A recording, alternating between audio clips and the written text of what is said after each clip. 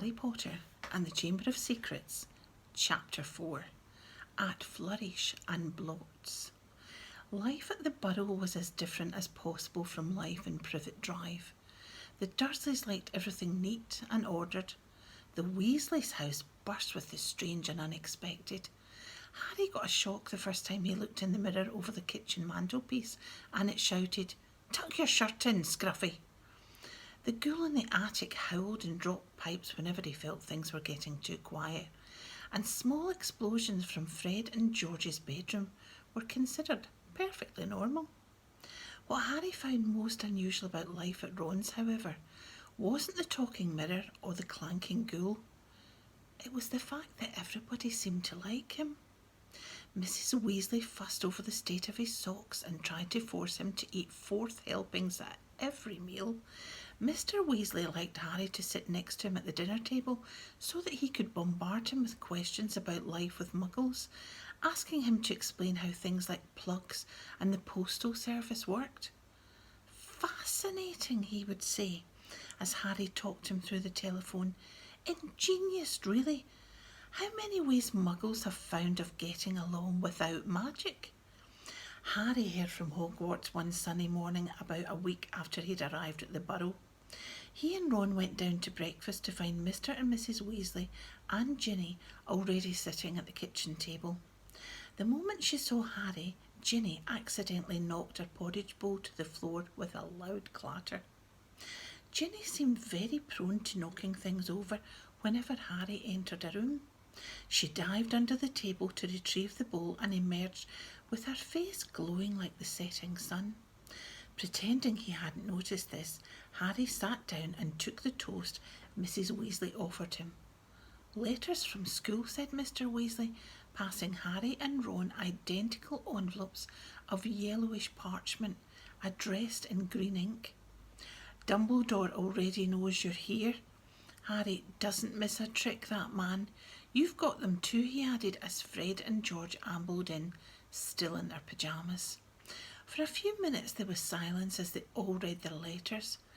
Harry's told him to catch the Hogwarts Express as usual from King's Cross Station on September the 1st.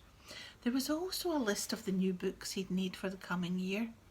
Second year students will require the Standard Book of Spells, Grade 2 by Miranda Goshawk, Break with a Banshee by Gilderoy Lockhart, Gadding with Ghouls by Gilderoy Lockhart, Holidays with Hags by Gilderoy Lockhart, Travels with Trolls by Gilderoy Lockhart, Voyages with Vampires by Gilderoy Lockhart, Wanderings with Werewolves by Gilderoy Lockhart, Year with the Yeti by Gilderoy Lockhart.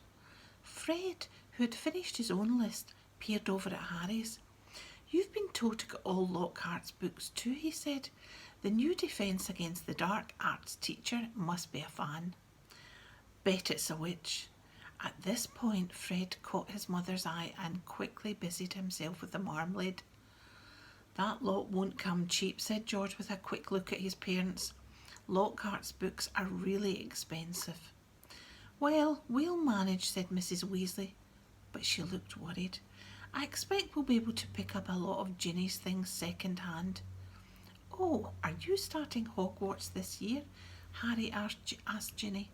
She nodded, blushing to the roots of her flaming hair, and put her elbow in the butter dish. Fortunately, no one saw this except Harry, because just then Ron's elder brother Percy walked in. He was already dressed, his Hogwarts prefect badge pinned to his knitted tank top. "Morning all," said Percy briskly. "Lovely day." He sat down in the only remaining chair, but leapt up again almost immediately, pulling from underneath him a moulting grey feather duster. At least that's what Harry thought it was, until he saw that it was breathing. "Errol," said Ron, taking the limp owl from Percy and extracting a letter from under its wings.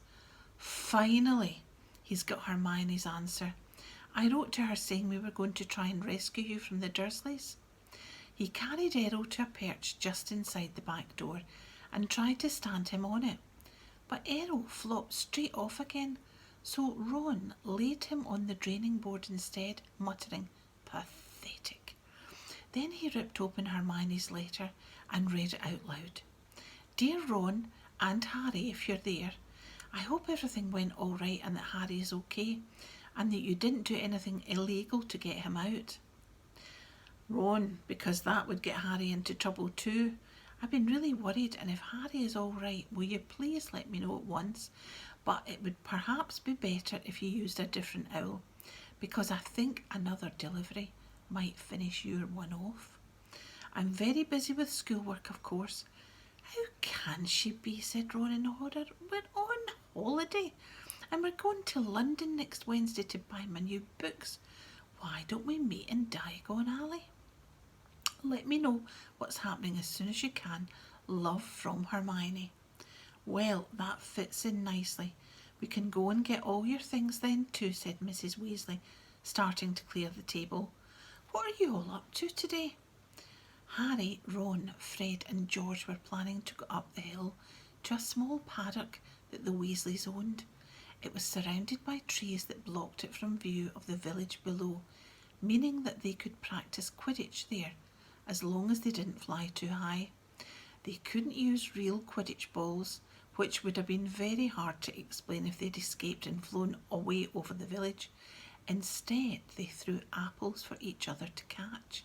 They took it in turns to ride Harry's Nimbus 2000, which was easily the best broom. Ron's old shooting star was often outstripped by passing butterflies. 5 minutes later, they were marching up the hill, broomsticks over their shoulders. They had asked Percy if he wanted to join them, but he had said he was busy. Harry had only seen Percy at mealtime so far. He stayed shut in his room the rest of the time. "Wish I knew what he was up to," said Fred, frowning. "He's not himself. His exam results came the day before you did. 12 OWLs, and he hardly gloated at all." Ordinary wizarding levels," George explained, seeing Harry's puzzled look. "Bill got 12 too. If we're not careful, we'll have another head boy in the family. I don't think I could stand the shame." Bill was the oldest Weasley brother. He and his next brother Charlie had already left Hogwarts. Harry had never met either of them, but he knew that Charlie was in Romania studying dragons, and Bill was in Egypt working for the Wizards' Bank, Gringotts. "Don't know how Mum and Dad are going to afford all our school stuff this year," said George after a while. 5 sets of Lockhart books, and Ginny needs robes and a wand and everything." Harry said nothing. He felt a bit awkward. Stored in an underground vault at Gringotts in London was a small fortune that his parents had left him. Of course, it was only in the wizarding world that he had money. You couldn't use galleons, sickles and nuts in muggle shops. He had never mentioned his Gringotts bank to the Dursleys. He didn't think their horror of anything connected with magic would stretch to a large pile of gold. Mrs. Weasley woke them all up early the following Wednesday, after a quick 6 bacon sandwiches each. They pulled on their coats, and Mrs. Weasley took a flower pot off the kitchen mantelpiece and peered inside. "We're running low, Arthur," she sighed. "We'll have to buy some more today." "Ah, well, guests first. After you, Harry dear." And she offered him the flower pot. Harry stared at them all, watching him. What am I supposed to do?" he stammered. "He's never travelled by Floo powder," said Ron suddenly. "Sorry, Harry, I forgot." "Never?" said Mr. Weasley. "But how did you get to Diagon Alley to buy your school things last year?" "I went on the underground." "Really?" said Mr. Weasley eagerly. "Were there escapators? How exactly?" "Not now, Arthur," said Mrs. Weasley. "Floo powder's a lot quicker, dear. But goodness me, if you've never used it before." "He'll be all right, Mum," said Fred. "Harry, watch us first." He took a pinch of glittering powder out of the flower pot, stepped up to the fire and threw the powder into the flames. With a roar, the fire turned emerald green and rose higher than Fred, who stepped right into it and shouted, "Diagon Alley," and vanished. "You must speak clearly, dear. You must speak clearly, dear," Mrs. Weasley told Harry, as George dipped his hand into the flower pot. "And mind you get out at the right grate." "The right what?" said Harry nervously, as the fire roared and whipped George out of sight too. "Well, there are an awful lot of wizard fires to choose from, but as long as you've spoken clearly—" "He'll be fine, Molly, don't fuss," said Mr. Weasley, helping himself to Floo powder too. "But dear, if he got lost, how would we ever explain to his aunt and uncle?" "They wouldn't mind," Harry reassured her. "Dudley would think it was a brilliant joke if I get lost up a chimney. Don't worry about that." "Well, all right. You go after Arthur," said Mrs. Weasley. "Now, when you get into the fire, say where you're going. And keep your elbows tucked in," Ron advised. "And your eyes shut," said Mrs. Weasley. "The soot—" "Don't fidget," said Ron, "or you might as well fall out the wrong fireplace. But don't panic and get out too early. Wait until you see Fred and George." Trying hard to bear all this in mind, Harry took a pinch of Floo powder and walked to the edge of the fire. He took a deep breath, scattered the powder into the flames, and stepped forward. The fire felt like a warm breeze. He opened his mouth and immediately swallowed a lot of hot ash. "Diagon Alley," he coughed. It felt as though he was being sucked down a giant plug hole. He seemed to be spinning very fast. The roaring in his ears was deafening. He tried to keep his eyes open, but the whirl of green flames made him feel sick. Something hard knocked his elbow and he tucked it in tightly, still spinning and spinning. Now it felt as though cold hands were slapping his face. Squinting through his glasses, he saw a blurred stream of fireplaces and snatched glimpses of the rooms beyond. His bacon sandwiches were churning inside him. He closed his eyes, wishing again it would stop, and then he fell face forward onto cold stone, and he felt his glasses shatter. Dizzy and bruised and covered in soot, he got gingerly to his feet, holding his broken glasses up to his eyes. He was quite alone, but where was he? He had no idea. All he could tell was that he was standing in the stone fireplace of what looked like a large, dimly lit wizard shop. But nothing in here was ever likely to be in a Hogwarts school list. A glass case nearby held a withered hand on a cushion, a blood-stained pack of cards and a staring glass eye.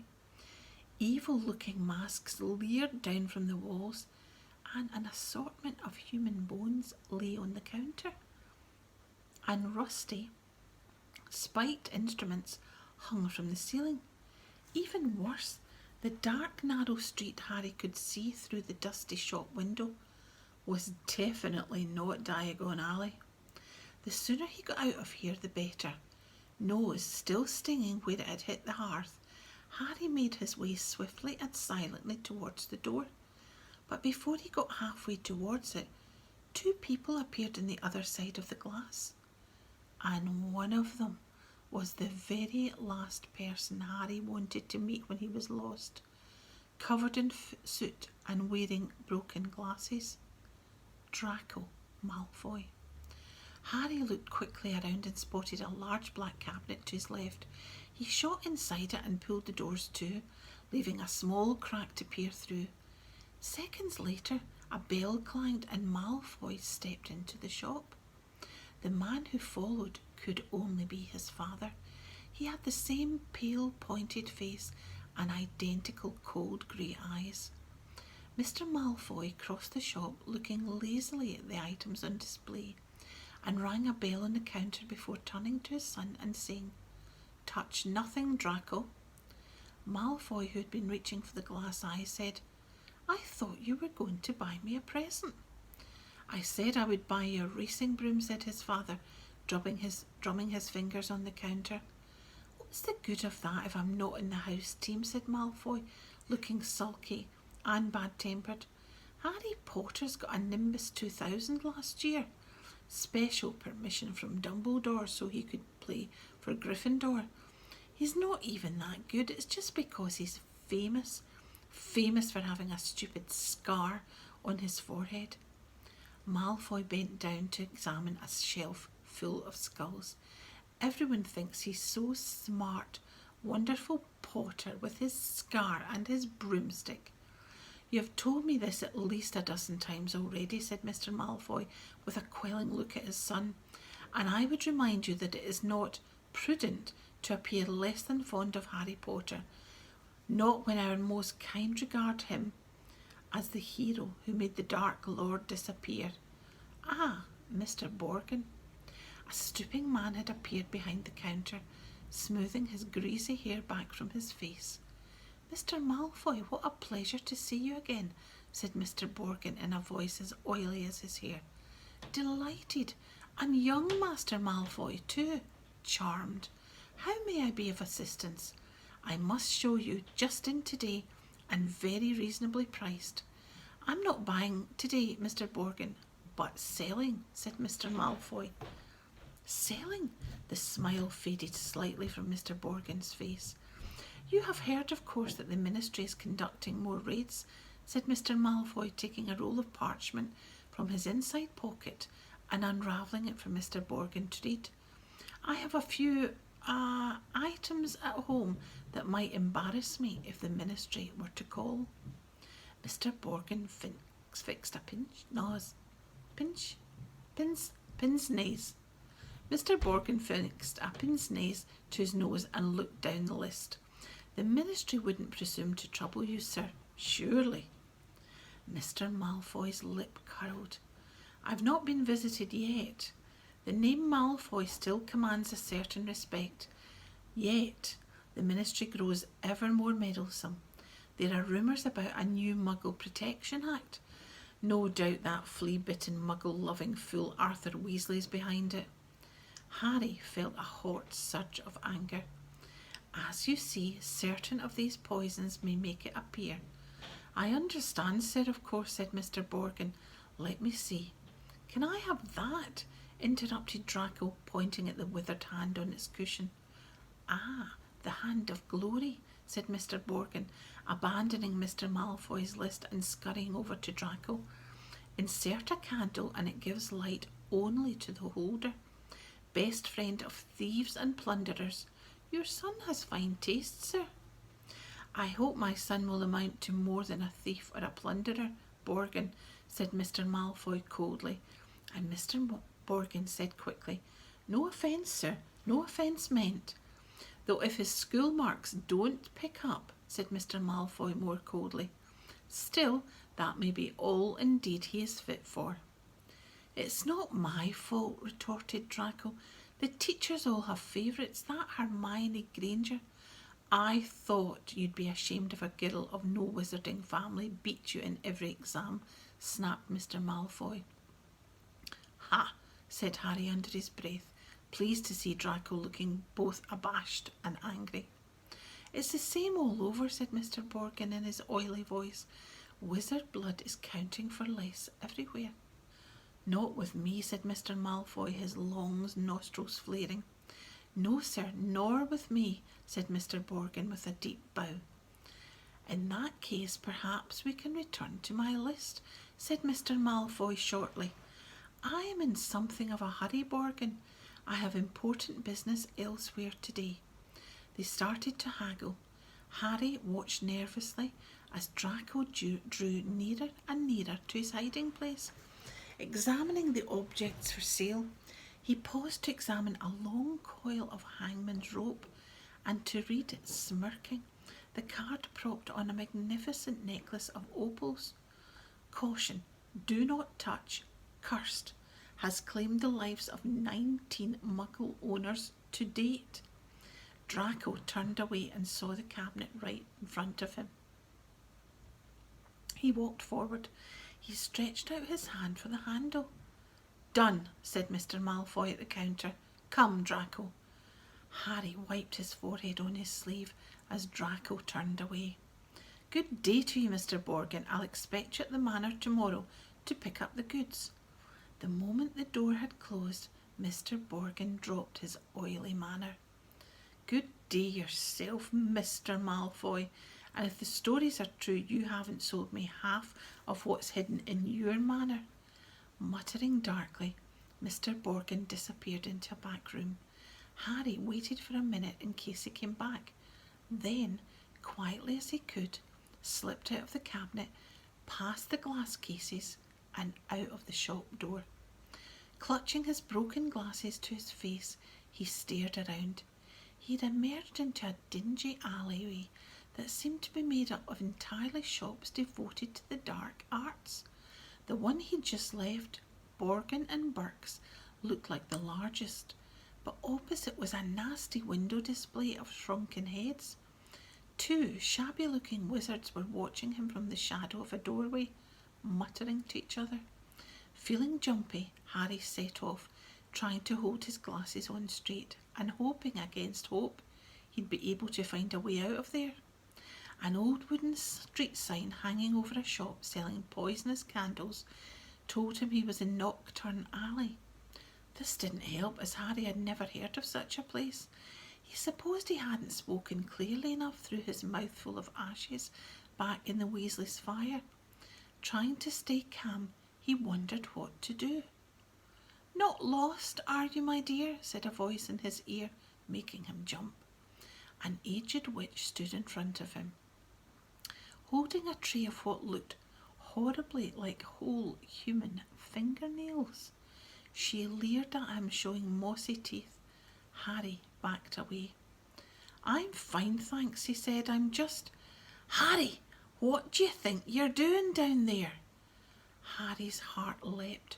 So did the witch. A load of fingernails cascaded down over her feet, and she cursed as the massive form of Hagrid, the Hogwarts gamekeeper, came striding towards them, beetle black eyes flashing over his great bristling beard.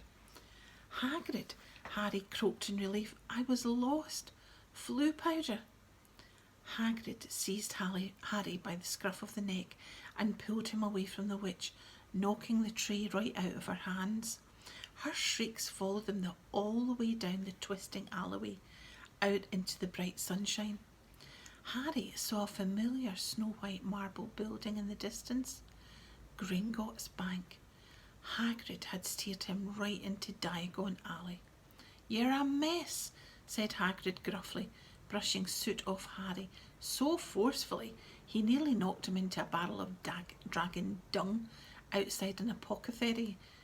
"Skulking around Nocturne Alley, I promise you. Dodgy place, Harry. Don't want anyone to see you down there." "I realised that," said Harry, ducking as Hagrid made to brush him off again. "I told you I was lost. What were you doing down there anyway?" "I was looking for a flesh-eating slug repellent," growled Hagrid. "They're ruining the school cabbages." "You're not on your own." "I'm staying with the Weasleys, but we got separated," Harry explained. "I've got to go and try and find them." They set off together down the street.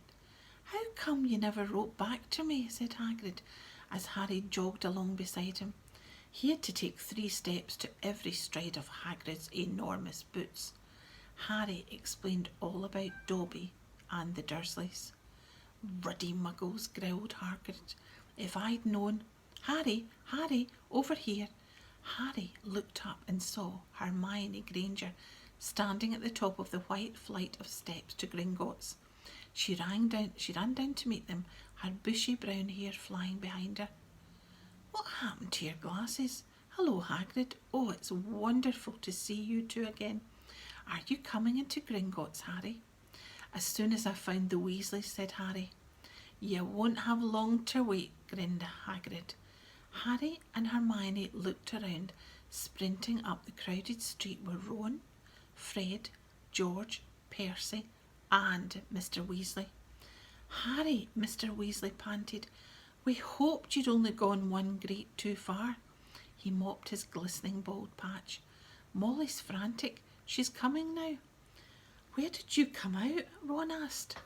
Knockturn Alley, said Hagrid grimly. Brilliant, said Fred and George together. We've never been allowed in, said Ron enviously. I should ruddy well think not, growled Hagrid. Mrs. Weasley now came galloping into view, her handbag swinging wildly in one hand, Ginny just clinging on to the other. Oh, Harry, oh, my dear, you could have been anywhere. Gasping for breath, she pulled a large clothes brush out of her bag and began sweeping off the soot Hagrid hadn't managed to beat away. Mr. Weasley took Harry's glasses, gave them a tap of his wand, and returned them, good as new. Well, gotta be off, said Hagrid, who was having his hand wrung by Mrs. Weasley. Knockturn Alley, if you hadn't found him, Hagrid, see you're at Hogwarts. And he strode away, head and shoulders taller than anyone else in the packed street. Guess who I saw in Borgin and Burke's? Harry asked Ron and Hermione as they climbed the Gringotts steps. Malfoy and his father. Did Lucius Malfoy buy anything? Said Mr. Weasley behind them. No, he was selling. So he's worried, said Mr. Weasley with grim satisfaction. Oh, I'd love to get Lucius Malfoy for something. You be careful, Arthur, said Mrs. Weasley sharply as they were ushered into the bank by the bowing goblin at the door. That family's trouble. Don't go biting off more than you can chew. So you don't think I'm a match for Lucius Malfoy, said Mr. Weasley indignantly. But he was distracted almost at once by the sight of Hermione's parents, who were standing nervously at the counter that ran all along the great marble hall, waiting for Hermione to introduce them. But you're muggles, said Mr. Weasley delightedly. We must have a drink. What's that you've got there? Oh, you're changing muggle money. Molly, look.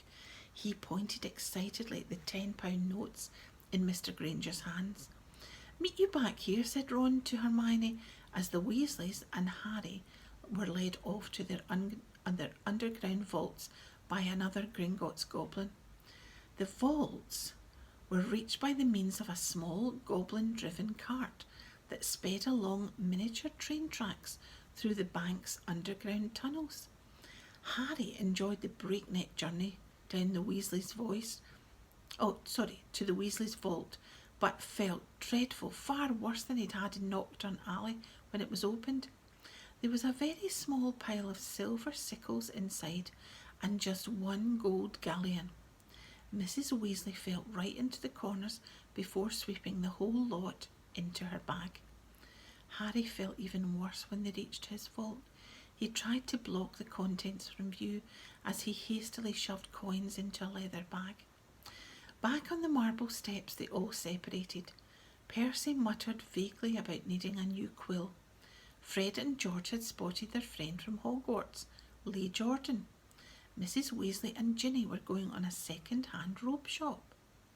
Mr. Weasley was insisting on taking the Grangers off to the Leaky Cauldron for a drink. We'll all meet at Flourish and Blotts in an hour to buy your school book, said Mrs. Weasley, setting off with Ginny. And not one step down Knockturn Alley, she shouted at the twins' retreating backs. Harry, Ron and Hermione strolled off along the winding cobbled street, the bag of gold, silver and bronze jangling cheerfully in Harry's pocket was clamouring to be spent. So he bought 3 large strawberry and peanut butter ice cream, which they slurped happily as they wandered up the alley, examining the fascinating shop windows. Ron gazed longingly at a full set of Chudley cannon robes in the window of Quality Quidditch Supplies, until Hermione dragged them off to buy ink and parchment next door. In Gambol and Jape's Wizarding Joke Shop, they met Fred, George and Lee Jordan, who were stocking up in Dr. Filibuster's fabulous wet start no-heat fireworks. And in a tiny junk shop full of broken wands, wonky brass scales and old cloaks covered in potion stains, they found Percy deeply immersed in a small and deeply boring book called Prefects Who Gained Power. A study of Hogwarts prefects and their later careers, Rowan read aloud off the back cover. That sounds fascinating. Go away, Percy snapped. Course, he's very ambitious, Percy. He's got it all planned out. He wants to be Minister of Magic, Ron told Hermione and Harry in an undertone as they left Percy to it. An hour later they headed for Flourish and Blotts. They were by no means the only ones making their way to the bookshop. As they approached it, they saw to their surprise a large crowd jostling outside the door, trying to get in. The reason for this was proclaimed by a large banner stretched across the upper windows. Gilderoy Lockhart will be signing copies of his autobiography, Magical Me, today, 12:30 to 4:30. We can actually meet him, Hermione squealed. I mean, he's written almost the whole book list. A crowd seemed to be made up mostly of witches around Mrs. Weasley's age. A harassed-looking wizard stood at the door saying, Calmly, please, ladies, don't push there. Mind the books now. Harry and Ron Hermione squeezed inside. A long queue wound right to the back of the shop where Gilderoy Lockhart was signing his books. They each grabbed a copy of Break with a Banshee and sneaked up the line to where the rest of the Weasleys were standing with Mr. and Mrs. Granger. Oh, there you are. Good, said Mrs. Weasley. She sounded breathless and kept patting her hair. We'll be able to see him in a minute. Gilderoy Lockhart came slowly into view, seated at a table surrounded by large pictures of his own face, all winking and flashing dazzling white teeth at the crowd. The real Lockhart was wearing robes of forget-me-not blue which exactly matched his eyes. His pointed wizard's hat was set at a jaunty angle on his wavy hair. A short, irritable-looking man was dancing around taking photographs with a large black camera that emitted puffs of purple smoke with every blinding flash. Out of the way there, he snarled at Ron, moving back to get a better shot. This is for the Daily Prophet. Big deal, said Ron, rubbing his foot where the photographer stepped on it. Gilderoy Lockhart heard him. He looked up, he saw Ron, and then he saw Harry. He stared. Then he leapt to his feet and positively shouted, It can't be Harry Potter. The crowd parted, whispering excitedly. Lockhart dived forward, seized Harry's arm and pulled him to the front. The crowd burst into applause. Harry's face burned as Lockhart shook his hand for the photographer, who was clicking away madly, wafting thick smoke over the Weasleys. Nice big smile, Harry, said Lockhart through his own gleaming teeth. Together you and I are worth the front page. When he finally let go of Harry's hand, Harry could hardly feel his fingers. He tried to sidle back over to the Weasleys, but Lockhart threw an arm around his shoulders and clamped him tightly to his side. Ladies and gentlemen, he said loudly, waving for quiet, what an extraordinary moment this is. The perfect moment for me to make a little announcement I've been sitting on for some time. When young Harry here stepped into Flourish and Blotts today, he only wanted to buy my autobiography, which I shall be happy to present to him free of charge. The crowd applauded again. He had no idea, Lockhart continued, giving Harry a little shake that made his glasses slip to the end of his nose, that he would shortly be getting much, much more than my book Magical Me. He and his schoolfellows will, in fact, be getting the real Magical Me. Yes, ladies and gentlemen, I have great pleasure and pride in announcing that this September I will be taking up the post of Defence Against the Dark Arts teacher at Hogwarts School of Witchcraft and Wizardry. The crowd clapped and cheered, and Harry found himself being presented with the entire works of Gilderoy Lockhart. Staggering slightly under their weight, he managed to make his way out of the limelight to the edge of the room where Ginny was standing next to her new cauldron.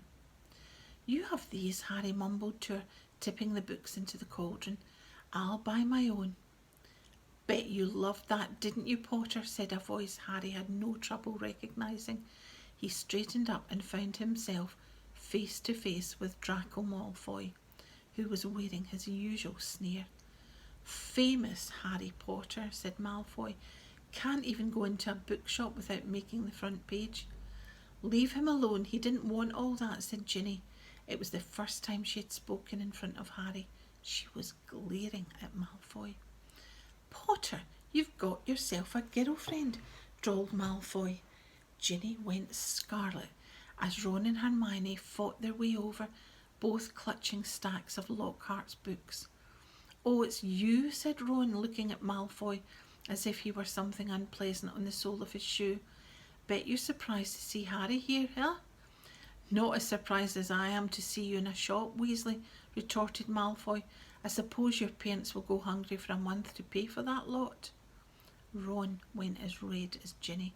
He dropped his books into the cauldron too and started towards Malfoy, but Harry and Hermione grabbed the back of his jacket. Ron, said Mr. Weasley, struggling over with Fred and George. What are you doing? It's mad in here. Let's go outside. Well, well, well, Arthur Weasley. It was Mr. Malfoy.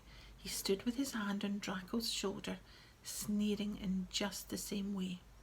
Lucius, said Mr. Weasley, nodding coldly.